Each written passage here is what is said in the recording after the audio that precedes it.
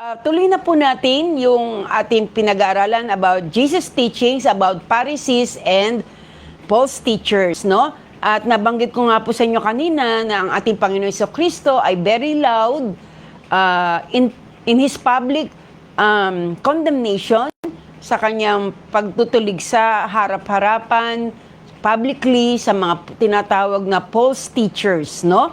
Siya po ay very vocal. Kilala niya kung sino yung mga huwad na mga guro na nagkasabing makadiyos sila, pero sa katunayan, hindi naman pala talaga, no? So, kaya nga po, ang ating Panginoon Hesus ay binabalaan ng mga alagad palagi na saliyay mag-ingat sa mga tinatawag na false teachers, mga Pharisees, mga Sadducees. So, buksan po natin ang ating mga Biblia. Bibigyan ko po kayo ng isang halimbawa na kung saan pinuligsan ng Panginoong Hesus ang mga false teachers, mga Pharisees and Sadducees. Sino po ba yung mga Pharisees and Sadducees? Sila po yung mga religious leaders, no, ng kanilang reliyon na kung saan tinatawag silang makadiyos, tinatawag silang sumusunod sa mga kautusan, datapwat, kilalang-kilala sila ng ating Panginoong Jesucristo. Kaya nga binibigyan niya ng warning ang kanyang mga alagad na mag-ingat sa mga Pariseo, mga Saduseo at tinatawag na false teachers. Sabi po sa verse 13 hanggang 36, no? Matthew 23, verse 13 hanggang 36. Sabi dito, kahabag-habag kayo mga tagapagturo ng kautusan at mga Pariseo, mga mapagkunwari, hinahadlangan ninyo ang mga tao upang hindi sila makapasok sa kaharian ng langit. So, delikado po pala talaga. Kaya po pala very bold ang ating Panginoong Hesus na tinutuligsa niya yung mga tinatawag na false teachers o yung mga Pharisees dahil sa pamagitan po nila, sinabi ng Panginoon na mapagkunwari sila at hinahadlangan nila yung mga tao upang hindi po makapasok sa kaharian ng langit. So, delikado po kung tayo po'y maniniwala sa mga false teachers, sa mga reliyosong tao na nagsasabing makadiyos, pero hindi sila tunay, no? Ay delikado po dahil pwede nila tayong dalhin, no? Ilayo sa Diyos at huwag papasukin sa kaharian ng langit, no? So, ilang beses pong inulit po dito ni Jesus ng ating Panginoon Jesucristo yung katagang woe unto you, no? Kahabag-habag kayo, mga Saduseo, mga Pariseo, at kayo ay mga ipokrita, maipagpaimbabaw sa aba ninyo, no? So sa verse 13, 14, 15, 16, 23, 25, 27, and 29, paulit-ulit na binanggit dito ng ating Panginoong Jesucristo na sa aba ninyo, kaawa-awa kayo, mga Pariseo, mga Saduseo, at mga bulaang mga guro, no? So, tinawag sila ng ating Panginoong Jesucristo, kung babasahin po ninyo, yung mga talatang nabanggit ko sa verse 13 to 36, mahaba na po ito, kaya siguro basahin na lang po ninyo bago kayo matulog.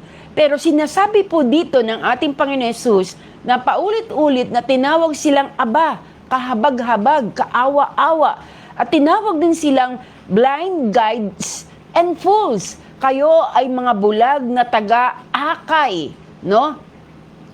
Ang tinawag ng Panginoon sa kanila na bulag na taga-akay, kahabag kayo, mga bulag na taga-akay, sa verse 16, no? Sa verse 23, mga pakunwari, nagbibigay kayo, mga pakunwari, kahabag kayo, mga tagapagturo ng kautusan, at mga Pariseo. So, tandaan po natin na sinabi ng ating Panginoon Jesucristo na hinahadlangan nila ang mga tao na pumasok sa kaharian ng Diyos. Kaya nga, very bold na sinaway sila ng ating Panginoong Jesucristo, no? At sa John 8:44, kung naalala po natin yung salita ng Diyos sa Juan 8:44, sinabi ng Panginoon sa kanila na tinawag silang father, that they were of their father, the devil, no? Sinabi ni Jesus, kayo'y sa inyong amang dyablo, no? Kung tinawag ni Jesus ang mga false teachers na ito, itong mga Pariseo at Saduceo na ito, mga leaders, religious leaders na ito, na hinahadlangan ang mga tao sa pagpasok sa langit, dahil ang mga taong ito ay anak ng dyablo. Dahil ang sabi niya, sabi ng ating Panginoon sa Kristo sa kanila, sa verse 44 ng John 8, kayo'y sa inyong amang dyablo. Kayo'y sa inyong amang dyablo. So, natural na sila'y tinatawag ng Panginoon na mga anak ng dyablo. No? Ang kanilang ama ay ang devil, ay ang masama, ay ang dyablo. No? Ang sabi diyan, kayo'y sa inyong amang dyablo at ang nais ng inyong ama ang ibig ninyong gawin. So, tinatawag silang anak ng dyablo dahil ang nais ng kanilang ama na masama ang nais nilang gawin. No? So, walang kabutihan sa kanila, no? Kundi kasamaan. At ang nais nilang gawin ay yung mga gusto ng kanilang amang dyablo. Siya'y isang mamamatay tao at hindi na nanatili sa katotohanan. So, pinakita dito ng ating Panginoon Kristo kung sino ang dyablo, na siya'y mamamatay tao, hindi na nanatili sa katotohanan sapagkat walang katotohanan sa kanya. Pagka nagsasalita siya ng kasinungalingan, ay nagsasalita siya ng ganang kanya sapagkat siya isang sinungaling at ama nito. So, ibig sabihin, kung ama mo ay dyablo at siya isang sinungaling at siya isang mamamatay tao at walang katotohanan sa kanya, therefore, we conclude that their sons, yung mga anak niya, ay ganoon din, no? So, kaya nga, sinasabihan ng ating Panginoon na mag-ingat kayo sa mga Pariseo, Saduceo, at mga false teachers, no? Isa pa, Mateo 16, talatang 6. So, napakaraming mga talata na nagpapatunay na binalaan ng ating Panginoon Kristo ang mga alagad na huwag makikinig sa mga false teachers na ito. And in Matthew 16 verse 6, Jesus warned his disciples to beware of the loaves of the Pharisees and of the Sadducees. Okay, so sa Tagalog, buksan po natin ating Biblia, Mateo 16, talatang 6. Ang sabi po dito sa Tagalog, mag-ingat kayo, no? Sinabi ng Panginoong Hesus sa kanila, sa mga alagad, mag-ingat kayo sa pampaalsang kinakalat ng mga Pariseo at mga Saduceo. Okay, no? Sinabi dito ng Panginoon, beware of the loaves of the Pharisees and the Sadducees. Mag-ingat kayo sa mga pampaalsa nila. Ano po ba yung loaves na ito, yung pampaalsa na ito? Na sabi dito, who taught false doctrine, no? Sila na mga Pariseo at Saduceong ito na sabi, mag-ingat kayo sa kanilang pampaalsa. Yung yeast na sinasabi, ang yeast po, ito po yung pampaalsa ay ginagamit po ito sa paggawa ng tinapay. Ito, ang ginagamit po nila na ito, na yeast, na pampaalsa ay napaka-kaunti lang, napakaliit lang. Maliit lang pero nakapangyayari na kapag ito'y nilagay mo sa arena, sa paggawa ng tinapay, makikita mo, yung tinapay ay aalsa, lolobo, dodoble, no? So, ano po ang ibig sabihin ng Panginoong Kristo dito? Na mag-ingat kayo sa at magsipag-ilag sa lebadura ng mga Pariseo, no? Ang lebadura na ito ay ginagamit na pampaalsa. Ibig sabihin, mag-ingat kayo sa kanilang maling katuruan. Mag-ingat kayo sa kanilang hypocrisy, sa kanilang pagkukunwari, hypocrisya. No? Napakaliit lang na bagay ng pampaalsang ito, pero kapag nilagay mo ito sa ginagawa mong tinapay, ito ay magbabago, no? Aalsa. Kaya ingatan daw po natin yung lebadurang ito, yung maling katuruan na ito, dahil makakaapekto ito sa kaisipan ng isang mananampalataya o bagong mananampalataya ng Panginoon, maging maapektuhan po nito ang buong kongregasyon, ang buong Christianity, o maging ang church o pamayanan na kanilang kinabibilangan, no? So kaya nga napakaingat ng ating Panginoong Jesucristo na binalaan ang mga alagad na huwag silang makikinig sa mga maling aral na tinuturo nitong mga false teachers at ng mga Pariseo at ng mga Saduceo. No? Sabi diyan sa verse 15, sa aba ninyo, mga eskriba at mga Pariseo, mga mapagpaimbabaw, sapagkat inyong nililibot ang dagat at ang lupa sa paghahanap ng isa ninyong makakampi. At kung siya'y magkagayon na, ang inyong ginagawa siya'y makaibayo pang anak ng impyerno kaysa sa inyong sarili. So, napakasama, no? Ibig sabihin, pag siya ay dahil sa kanyang pagpapaimbabaw, nakakahikayat sila ng mga babaeng bao, no? Yung mga tao na ito, no? Yung mga false teachers na ito, excuse me, ay naghahanap ng kanilang mga kampi na maniniwala sa kanila. At kung magkagayon na naniwala sa kanila, nagiging mas masama pa. Nagiging mas masama pa. No?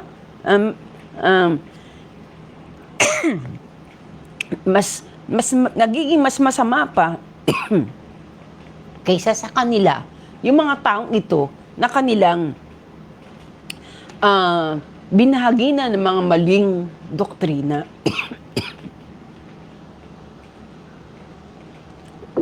Excuse me po. Okay, so, sa Mateo 7, 15 hanggang 20, binigyan ng warning dito ng ating Panginoong Jesucristo ang mga false prophets o false teachers, no? Sabi po sa verse 15, mag-ingat kayo, Mateo 7, verse 15, mag-ingat kayo sa mga bulaang propeta na nagsisilapit sa inyo na may damit tupa, datapwat sa loob ay mga lobong maninila. Na para po ba silang mga banal na lumalapit sa iyo? Na para po ba silang lumalapit sa iyo na matuwid, na walang kasalanan? Datapwat sa loob daw nito ay lobong maninila, no? So kaya nga napaka delikado, no? Kung ganun po ang gagawin ng mga taong ito at maniniwala tayo sa kanila, sa mga maling propetang ito at mga maling guro na ito. No, delikado na tayo ay makinig sa kanila o maniwala sa kanila.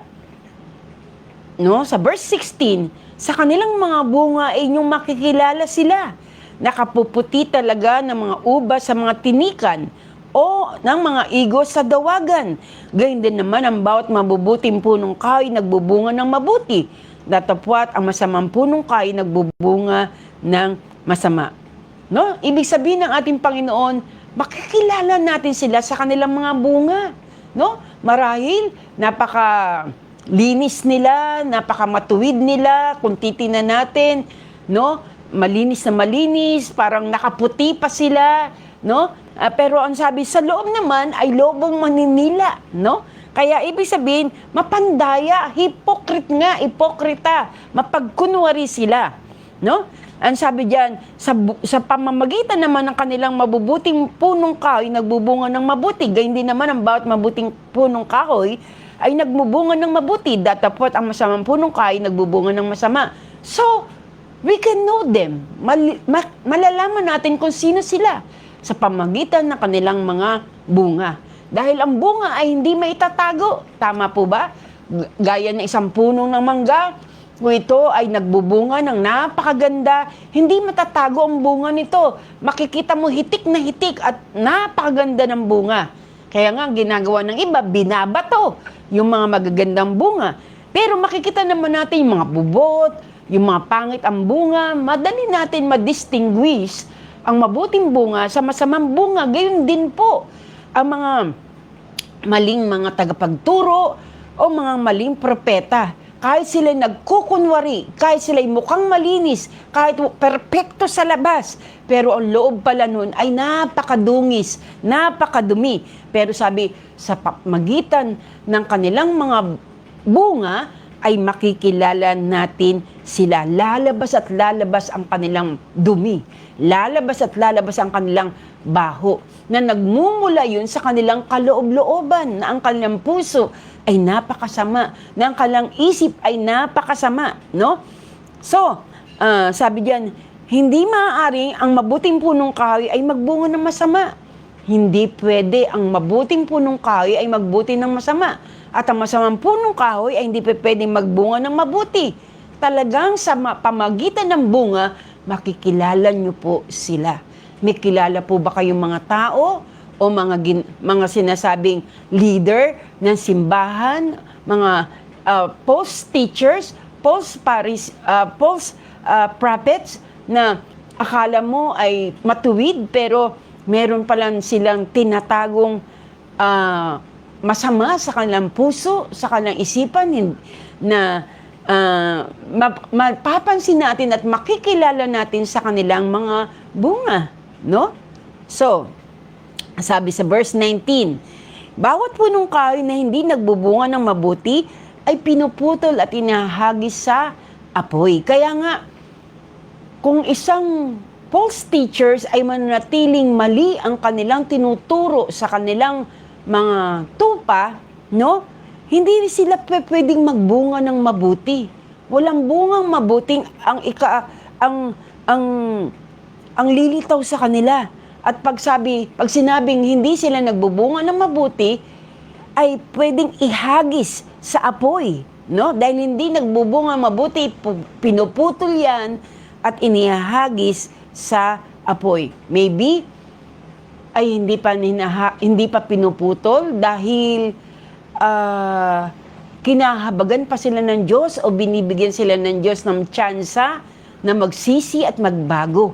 Pero may hangganan yung panahong yaon. At pag lumampas na kayo sa hangganang ibinigay ng Panginoon, makikita po natin sila po mismo ang mag-aalis, no? Ang Panginoong Hesus mismo ang mag-aalis sa kanila at ang kanilang mapapatunguhan ay yung hindi magandang bagay, no? Kaya nga napaka-delikado na manatili tayo doon sa tinatawag na false teachers, yung mga nangangaral ng salita ng Diyos na mali naman ang kanilang pinangangaral, maling katuruan, no? At hypocrisy ang kanilang ginagawa, no? So, kahit ang kanilang mga bunga ay makikilala natin saan? Natin makikilala sa pamagitan ng kanilang motibo, characters, at mga gifts. Dito natin sila makikilala, no? So, dapat may bunga. Kinakailangan yung motibo ng puso natin ay tama, yung characters natin, yung ugali natin, yung attitude natin ay umaayon sa Panginoong Hesus, sa attitude ng ating Panginoon, umaayon sa salita ng Panginoon, at maging yung mga kaloob ng banal na Espiritu. Pero kung hindi, sabi, at sila ay hindi nagbubunga ng mabuti, ay hindi tayo dapat manatili sa mga ganong false teachers, no? False pastors, no? Kinakailangan may bunga po talaga. Sa Luke 20:45 to 47, ito po ay malinaw na warning ng ating Panginoong Hesus sa mga iskriba, at sa mga pariseo, no? Ang sabi dito sa verse 45, at sinabi niya sa kaniyang mga alagad na naririnig ng buong bayan. So, narinig to ng marami. Ito po ay sinabi ng ating Panginoong Hesus. Narinig to ng marami. Sabi sa verse 46 na naririnig ng buong bayan, mag-ingat kayo sa mga eskriba na ibig magsilakad na may mahahabang damit at iniibig nila na sila'y pagpugayan sa mga pamilihan at sa pangulong upuan, sa mga sinagoga at sa mga pangulong dako, sa mga pigingan, no? So, ito po ang salang karakter ng mga false teachers. Mahilig silang, gusto nila maging sikat sila, gusto nila na sila ang tinitingala ng mga tao, gusto nila na makilala ng maraming mga tao, no? So, hindi naman dapat tayong makilala kundi si Jesucristo dapat makilala ng maraming mga tao. At iniibig na sila'y pagpugayan, igalang ng mga tao, pero ang kanilang mga puso ay iba ang motibo, makasariling motibo. Pero nagtuturo sila ng mahigpit sa mga tao, datapwat, ngunit sila ay hindi man lamang nila masunod yung mga talagang utos ng Diyos, no? Bawal dito, bawal ganon, no? Lagi nilang tutuligsa si Jesus Christ, nagpagaling ka ng araw ng Sabat, no? At lagi nilang hinahanapan ng butas si Jesus para masabi na si Jesus ay nagkamali. Pero wala silang masisilip na kamalian kay Kristo Jesus. Dahil ang motibo nila ay ipalabas na sila ang sikat, na sila ang mataas, na sila ang tagasunod ng kautusan, no? Kaya mali ang kanilang mga motibo. Kaya hindi sila nagbubunga dahil punong-puno ng inggit, galit ang kanilang mga puso. Verse 47, na sinasakmal nila ang mga bahay ng mga babaeng bao at sa pagkukunwaring banal ay nananalangin ng mahaba. Ang mga ito'y tatanggap ng lalong malaking kahatulan, no? So, sinasakmal nila ang bahay ng mga babaeng bao. Mahilig silang pumaroon doon sa mga babaeng bao, mga wala ng asawa, yung mga walang kakayanang mabuhay mag-isa, no? Nagpapakunwaring banal, no? Para maniwala sa kanila, maging kakampi rin nila. Dahil ang sabi sa Mateo 23:15, naghahanap lang sila ng kanilang mga kakampi, no? So, nananalangin na sila na pakitang tao lang, na lahat ng bagay na ginagawa nila ay pakitang tao. Hindi tayo dapat maging gayon. Kaya nga ang sabi ng Panginoon, mag-ingat kayo sa mga lebadura ng mga pariseo at ng mga saduseo, no? So, it was a strong language ng ating Panginoon Jesus na siya ay tumutuligsa sa mga ginagawa ng mga false teachers na ito. Excuse me. Tayo rin naman, no? Bilang mga leaders ng church, hindi natin hayaan na ang mga false teachers na mapakinggan ng ating mga kapatid kay Kristo. Kaya nga, binabalaan natin ang ating mga kapatid na mag-ingat sila sa kanilang mga pinakikinggan. Lalo na, ngayon sa social media, open po yan. Maraming di natin mapipigilan yung mga pinapanood nila, yung mga pinakikinggan nila. Pero mga kapatid, kaya nga po kami nagsishare ng salita ng Panginoon para malaman nyo kung ano yung tama at mali. Kung alam nyo na hindi tama, hindi ayon sa kalooban ng Diyos at hindi ayon sa salita ng Diyos, hindi tayo dapat maniwala, no? Dahil ang kaunting lebadura ay nagpapalaki ng isang